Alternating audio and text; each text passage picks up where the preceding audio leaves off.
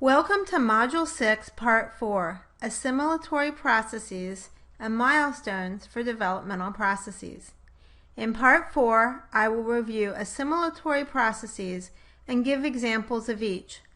I will also review broad age ranges at which most phonological processes resolve themselves in children with typically developing phonologies. Again, in order to be successful on the module completion quiz, it's necessary for you to apply the knowledge you gain using the in-chapter and end-of-chapter exercises. Assimilatory processes comprise the last category of phonological processes that are commonly observed in both typically developing children and in children with phonological disorders. In all four of the assimilatory processes we will cover, a target phoneme changes to become more like or to share one or more features with a nearby phoneme. Because one thing is becoming more like another, assimilatory processes that apply to consonants are also referred to as consonant harmony. Just as we saw for the connected speech processes of assimilation, assimilatory phonological processes observed in children's speech may be either regressive, also known as anticipatory, in which a later phoneme influences or changes the features of an earlier phoneme, or they may be progressive, also known as perseveratory or carryover processes, in which an earlier phoneme carries its influence over onto a later phoneme. The four assimilatory phonological processes I will review are labial assimilation, alveolar assimilation, velar assimilation, and devoicing assimilation. In labial assimilation, a target phoneme without the labial feature changes place of articulation and becomes a labial phoneme, either bilabial or labiodental, to match a nearby labial consonant in the word. For example, if the process of labial assimilation applied in the word cap, its pronunciation would change to pap, and it would be an example of anticipatory or regressive assimilation because the k phoneme became more like a phoneme that occurred later in the word, the bilabial p phoneme. In identifying the type of place of articulation assimilation, it can be tricky, but remember, it's the thing that caused the change that names the assimilation, not the thing that changed.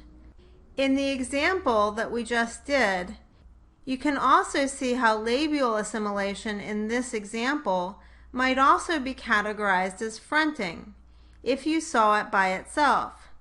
The trick would be to examine how the process applies in other words.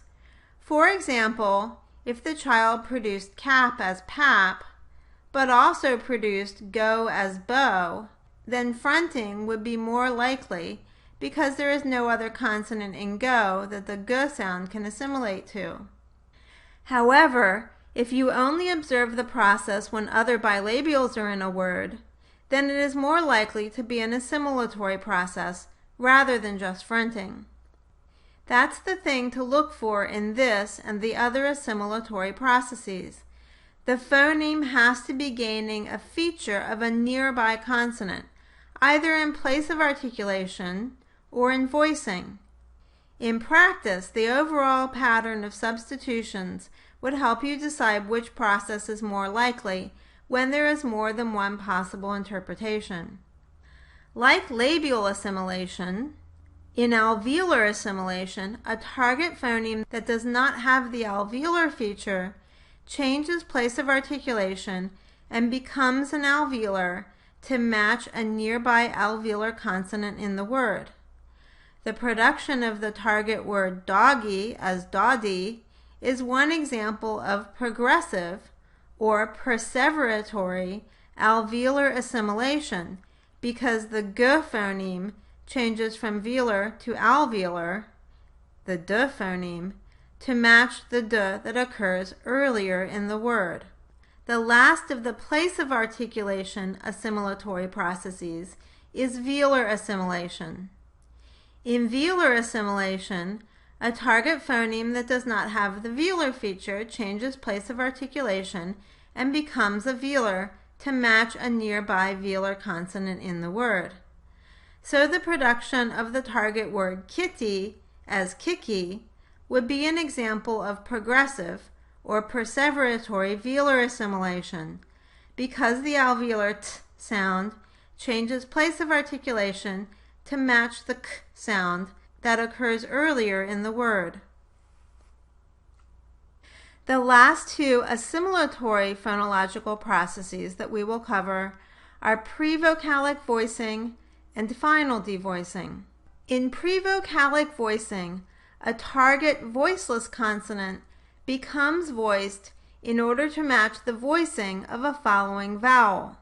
For example, if a child produced the target word cup as gup, we would observe that the k sound changed only in voicing, not in place or manner of articulation, from voiceless to voiced to match the voicing of the vowel, indicating that the pre-vocalic voicing process had applied. In final devoicing, on the other hand, a target voiced phoneme changes to voiceless at the end of a word. For example, if a child produced the target word bug as buck, we would observe that the g sound changed only in voicing, not place or manner of articulation, from voiced to voiceless at the end of the word. It might seem strange to categorize final devoicing as an assimilatory process because you might think there is nothing to assimilate to at the end of the word. But to linguists, the word boundary has phonological meaning. For example, some phonological processes only apply at word boundaries, and others are blocked by word boundaries. Therefore, the word boundary can be considered a thing, and it is categorized as voiceless. So even though we won't be transcribing word boundaries, they are there, and they are voiceless. So final devoicing is an assimilatory process because a voiced consonant becomes voiceless to match the voiceless word boundary. Finally, I'm going to provide a very brief overview of the ages by which some of these phonological processes observed in the speech of children with typically developing phonologies are usually resolved. First, the following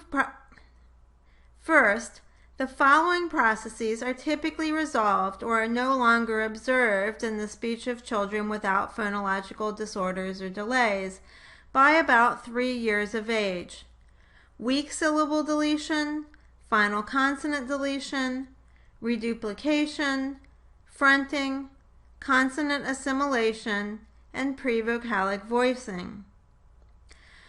On the other hand, the processes of cluster reduction, gliding, stopping, vocalization, and final devoicing may persist beyond the age of 3 in the speech of children without phonological disorders or delays.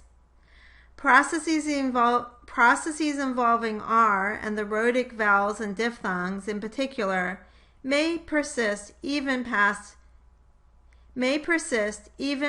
kindergarten age.